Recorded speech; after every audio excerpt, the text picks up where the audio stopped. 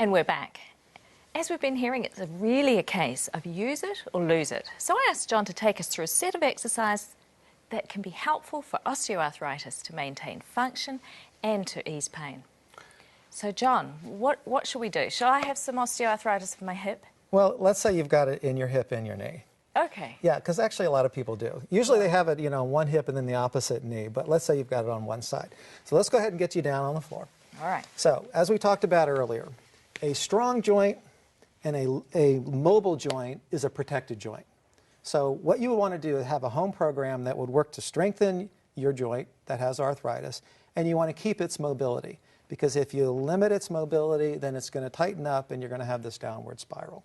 Okay? Right. So go ahead and lay back down. Mm-hmm.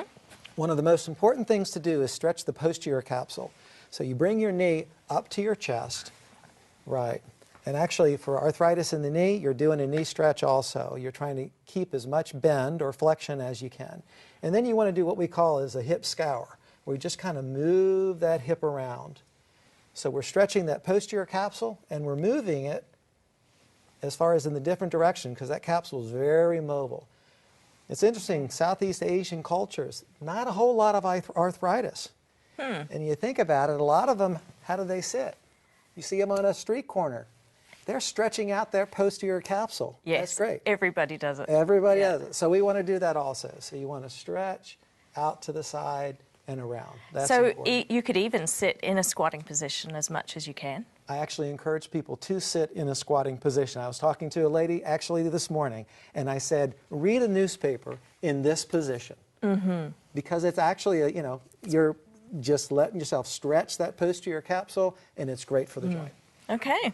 So just getting that knee, and if you can't bend too much, I guess you could put a belt around, and you could pull it with a belt, maybe. That would be great. So that's getting one part of the joint. To get the other side of the joint, you have to turn over. Can you go ahead and be on your stomach? All right. Okay. So in this position, then we want to stretch the front part of the joint, the anterior surface. And so bending your leg up and then raising the leg up, you feel that stretch in the front part. Two ways you can do that with your knee bent. When you do it with your knee bent, it puts your hamstrings on a slack position. And then when you do it with your leg out straight, keeping your knees straight, you're actually using your hamstrings as a secondary lifter, and that's important. Doing both of those is important. You're stretching your capsule, the hip, and the front hip flexor, front part of the joint, but you're also working on strengthening, so that's important. You certainly are. You can feel a lot of muscle required to lift a leg, especially, a lot of arthritic patients, as we mentioned, are overweight, then that's quite a weight to lift, so those muscles are getting a good workout. Right, and some people have TheraBand you can use, or you can go ahead and put some weights around your ankle. If you're fortunate enough to have a health club, get a health club where you can go ahead and work out that way.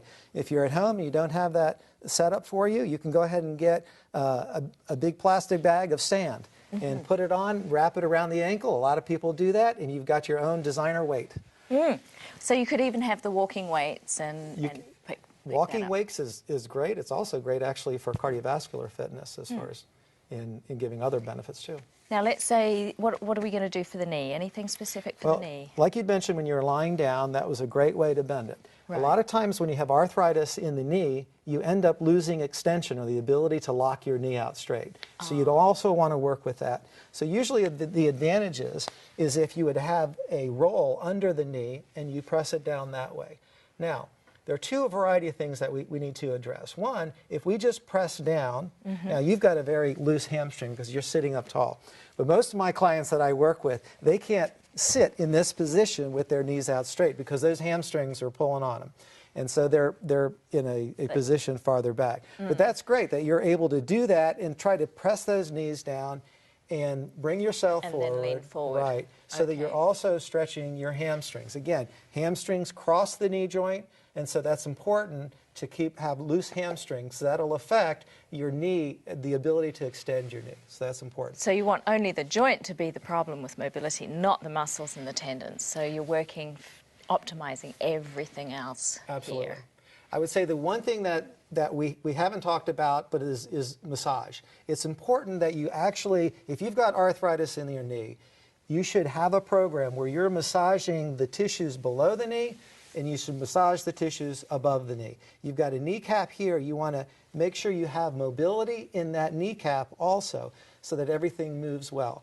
A strong predictor after a knee replacement is how loose that kneecap is. The more loose it is, the more bend you're going to have in your knee. So you want to make sure you have a loose kneecap also. So stretching, taking your joints through their full extension, strengthening those muscles, and massage. Thanks, John. That's great. And now it's time for another Ageless Advantage.